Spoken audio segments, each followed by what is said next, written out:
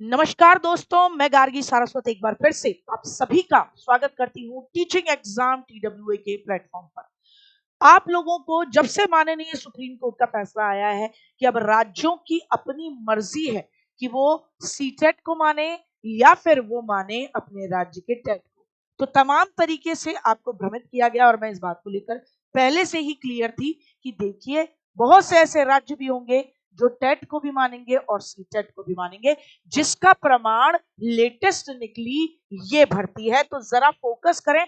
4500 पद, आवेदन 15 फरवरी से शुरू है और एक अच्छा मौका है सभी के लिए। कोई ऐसा नहीं कि नहीं साहब इसी राज्य का टेट चाहिए, ऐसा कुछ भी नहीं है। तो देखिए, मैं यहाँ आपको समझा देती हूँ क्या मामला है क्या नहीं है। तो थोड़ा सा फोकस करेंगे। मैं बोल के आपको अच्छा थोड़ा ब्रॉडर भी तो करना होगा ताकि आप भी पढ़ पाए। यूं कह दें गार्गी मैम ने पागल बना दिया तो दिक्कत हो जाएगी। तो देखिए, यहाँ पर गुवाहाटी असम की गवर्नमेंट की तरफ से ये आपका क्या निकला है, एक नोटिस निकला हुआ है, उसको आप देखिए। महत्वपूर्ण बात मैं बताऊंगी, सिर्फ इतना समझे कि भैया हम फॉर्म भर रहे हैं, हम फॉर्म भरवा रहे हैं, ऑनलाइन एप्लीकेशन भरे जाएंगे, ठीक, और invited through the official website of DEE, department of elementary education. तो प्राइमरी के भरे जा रहे हैं department of elementary education Assam की तरफ से, और ये इनकी वेबसाइट है https://DEE department of elementary education .asam.gov.in। आराम से देख लीजिएगा, आराम से यहाँ पॉज करके और फिर डालकर अपना फॉर्म भरना शुरू करिएगा। यहाँ पे कह रहे हैं कि भैया देखिए, हम कह रहे हैं कि वो व्यक्ति आर्टिकल 5 से लेकर 8 तक कॉन्स्टिट्यूशन जो है इंडिया का, उसके अकॉर्डिंग वो व्यक्ति परमानेंट रेजिडेंस होना चाहिए असम का, और उसने Assam teacher eligibility test ATET या CTET दे रखा हो। Filling up of 2900 vacancies of assistant teacher of LP school under the department या directorate of elementary education Assam in the pay band. और यहाँ पर भैया पे बैंड 2 रखा जाएगा, 14,000 से लेकर 70,000 तक का आपका सैलरी रहेगा। Grade pay and other allowances मिलेंगे असम सर्विस अमेंडमेंट रूल 2019 के हिसाब से। ठीक है ना, क्लियर हुआ? क्लियर हुआ। चलिए अब इसके अंदर आगे बढ़ते हैं, इसके अंदर नेक्स्ट बात पर आगे बढ़ते हैं। यहाँ कह रहे हैं कि भैया देखिए, district wise, medium wise, category wise हमने वैकेंसीज को निकाल दिया है। OBC, MOBC, SC, ST इन सबको ध्यान में रखते हुए हमने यहाँ इन भर्तियों को निकाला है। कंडीशन ऑफ रिक्रूटमेंट क्या है कि भैया देखिए, यहाँ साफ कहा गया है कि देखिए, आप किसी भी व्यक्ति जिसने असम टेट दे रखा हो या सीटेट दे रखा हो, वो लोअर प्राइमरी स्कूल के लिए एलिजिबल होगा।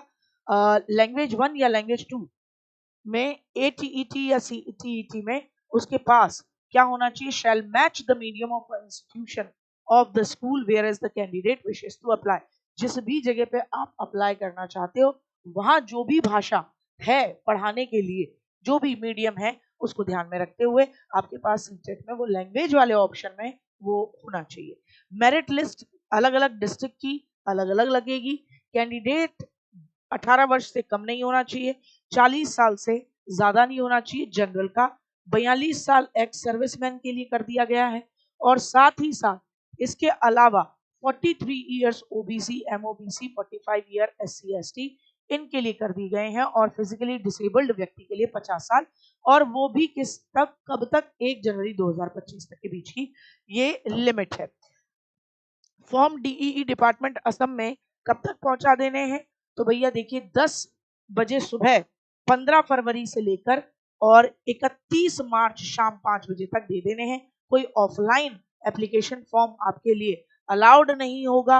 और सबसे बड़ी बात यहाँ पर, the online application and document submitted by the candidate will be verified, और जो भी आप जमा कराओगे उसे डिजी लॉकर से चेक किया जाएगा, जैसे CTET वगैरह, गवर्नमेंट ऑफ इंडिया की वेबसाइट से, और बार कोड का प्रोसेस यूज करके इन सब से मतलब कुल मिला के आपके डॉक्यूमेंट को क्या किया जाएगा, कंफर्म किया जाएगा।